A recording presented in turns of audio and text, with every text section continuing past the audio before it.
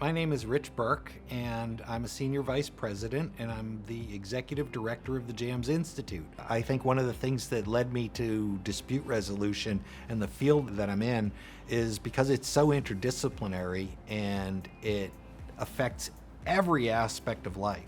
In my 3+ decades of helping people resolve conflict, I've had the pleasure of training people to become conflict resolvers and to be a service provider myself to resolve those same kinds of conflicts.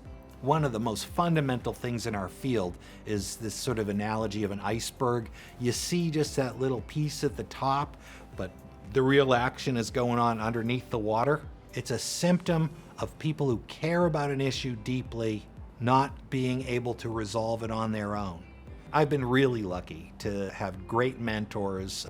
I fell into a negotiation crowd and worked very closely with Roger Fisher, the author of Getting to Yes, his co-author Bruce Patton, a guy that changed my life, Bob Mnookin, who was a Stanford law professor. Well, all of a sudden I'm in the presence of these incredibly bright people, and they're talking about Nobel Prize winning insights in just sort of common day language and common situations. What I started to see was something that I'd seen before in my life, but really saw it crystallized, which is very, very, very smart people have a way of making hard concepts simple. So that became the beginning of my study.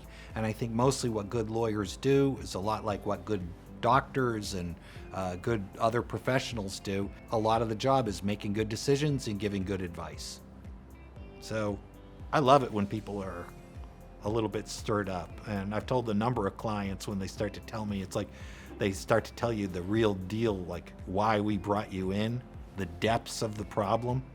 And there's often this moment where they look at you and say, "You sure you still want this job?"